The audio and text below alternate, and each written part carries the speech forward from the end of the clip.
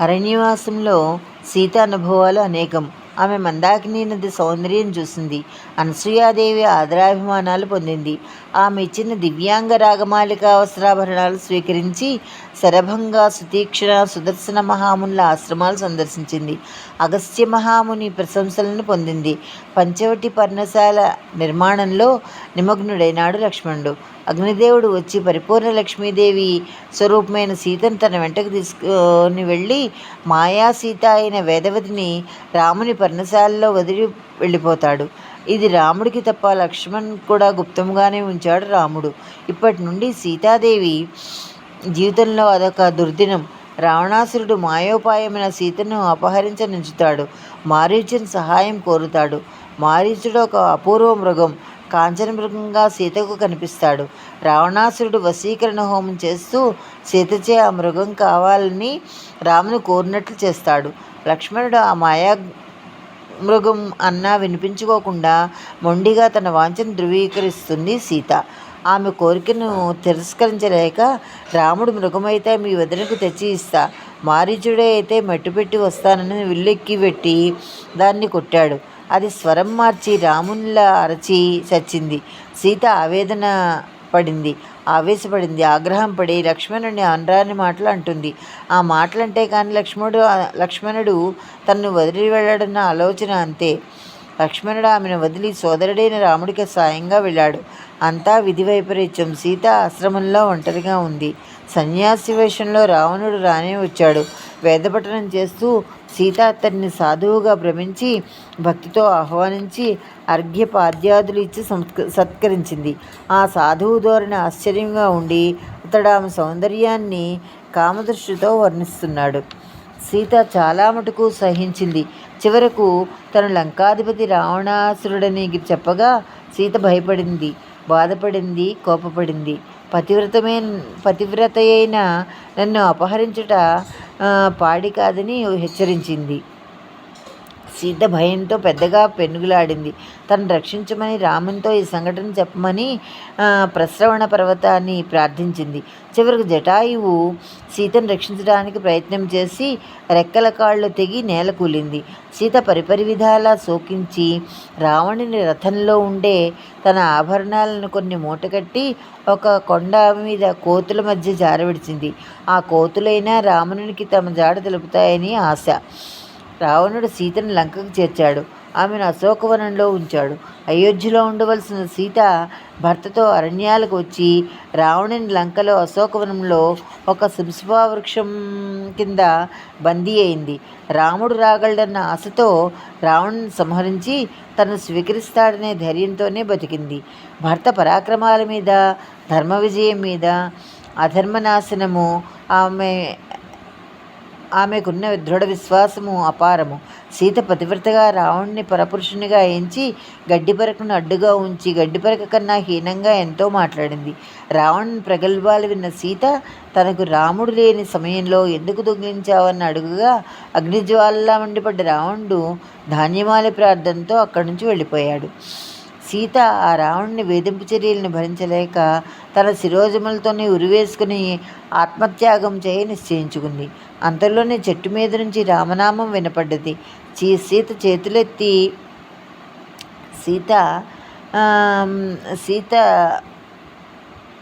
తలెత్తి చూసింది. అది ఒక చిన్న కోతికి క్రిందకి దూకింది. చేతులు జోడించి తాను హనుమనని రామదూతునని విన్నవించుకుంది. శ్రీరాముని వృత్తాంతం చెప్పింది. సీత అనుమానాన్ని పసిగట్టి ఆమె ఆభరణాల వైనము రాముడిచ్చిన ముద్రికను అందించింది. సీత ఆనందానికి అంతులేదు. సీత ముద్రికని కళ్ళకద్దుకుంది. రామలక్ష్మణుల గురించి కుశల ప్రశ్నలు వేసి తెలుసుకుంది. ఆకాశ మార్గాన్ని తీసుకుపోయి శ్రీరామునికి నిన్ను అప్పగిస్తానన్న హనుమను అంచనా వేయలేకపోయింది. అప్పుడు హనుమంతుడు తన మేనును మేరుపర్వతంలా పెంచాడు. అది చూచి ఆశ్చర్యపోయింది సీత. కానీ అతని వెంట వెళ్ళడానికి అంగీకరించలేదు. అప్పుడు హనుమ నీ పాతివ్రత్యం, వివేకం, అతిలోకం, అసదృశ్యం అని శ్లాఘించి తనను దర్శించినట్లు ఏదైనా ఆనవాలు ఇమ్మని కోరగా సీతాదేవి చిత్రకూటం మీద వాయస వృత్తాంతం గుర్తుగా చెప్పి వివాహ సమయమైన తల్లి ఇచ్చిన చూడామణిని హనుమకు ఆనవాలుగా ఇచ్చింది. లంకకు చూడవచ్చిన హనుమ లంకను కాల్చుడమని అగ్నిహోత్రుని ప్రార్థించి హనుమను చల్లగా చూడమని ప్రార్థించింది. రావణుడు చేసిన మాయాజాలంతో రాముని శిరస్సు ధనుస్సు చూచి కలవరపడగా శరమ ఇదంతా మాయాజాలమని తెలుపగా కృతజ్ఞతతో శరమను చూసింది. ఒకానొక రోజున ఇంద్రజిత్తు అస్త్రాలకు మూర్ఛనొందిన రామలక్ష్మణులను విమానంలో సీతకు చూపించగా సీత శోకించుచుండగా త్రిజట ఊరడించి వారు మృతి పొందలేదు, మూర్ఛనొందిరి అని తెలిపి ఆమెకు ఊరట కలిగించింది. ఇంద్రజిత్తు మరణానంతరం రావణుడు ఉగ్రుడై చంద్రహాసము చేత ధరించి సీతను అంతమొనర్చదని రాగా సుపార్యుడు అడ్డుపడిన సీతను బ్రతికించాడు. 1000 కళ్ళతో ఎదురుచూస్తున్న సీతకు శుభగడియలు రావణుడు గతించిన రోజు. ఈ వార్త హనుమద్ ద్వారా విన్నది. తర్వాత హనుమ సీతతో నీవు అనుజ్ఞ ఇస్తే నిన్ను బాధించిన ఈ రాక్షస స్త్రీలంతా చూస్తానన్నాడు. సీత యజమాని చెప్పినట్లు ప్రవర్తించడం దాసి జనధర్మం, అందుచేత వీరెవ్వరూ దండనార్హులు కారని తెలిపింది. ఆమె దయా స్వభావానికి ఇది తార్కాణము. అంతలో విభీషణుడు వచ్చి సీతను అభ్యంగ స్నానం చేసి అలంకరించుకురమ్మని శ్రీరామచంద్రుడు ఆజ్ఞాపించానని తెలిపాను. అట్లు వచ్చిన సీతతో రాముడు తాను శత్రుసంహారం చేసింది తన పౌరుషం నిరూపించుకోవడానికి, తన ప్రజ్ఞ నెరవేర్చుకోవడానికి, తన వంశప్రతిష్ఠ కొరకే గాని నీ కొరకు కాదని పలికెను. పైగా రావణుడు పరమకామ స్వభావుడు, నీవు సౌందర్యవతివి, అతని దృష్టి చేత స్పర్శచేత మాలిన్యమైన నిన్ను నేను స్వీకరించడం సాధ్యం కాదని పలికిన పలుకులు విని తను భూసుతగా జన్మించాను, జనకుని ఇంట పెరిగాను. ఇప్పుడు నేను ఒక సందేహశీలను కాబట్టి జనసమూహం సమక్షంలో అగ్నిప్రవేశం చేసి నా పవిత్రతను నిరూపించుకుంటానని అగ్నిప్రవేశం చేసింది.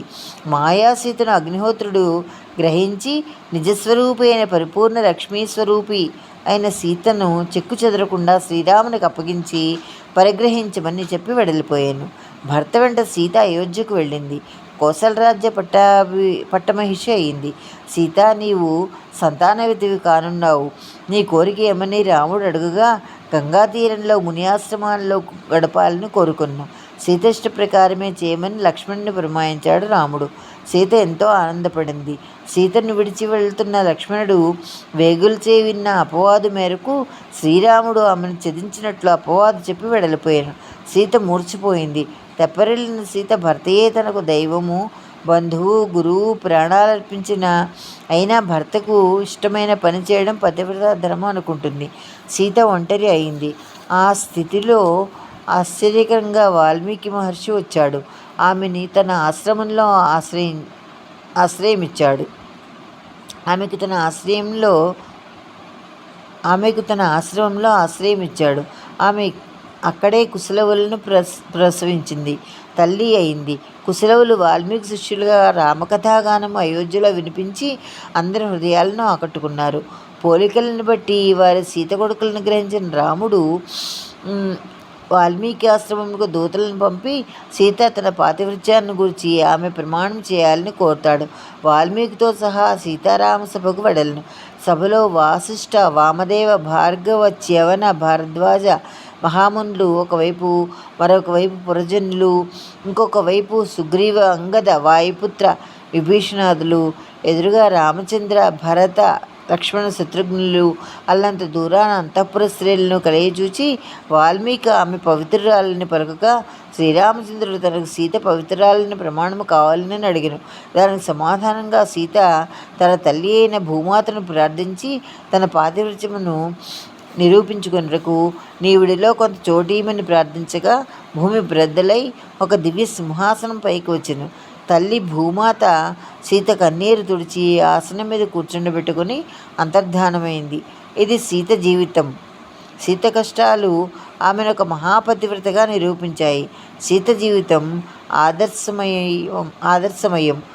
ఆమె చరిత్ర లోకోపకారకం.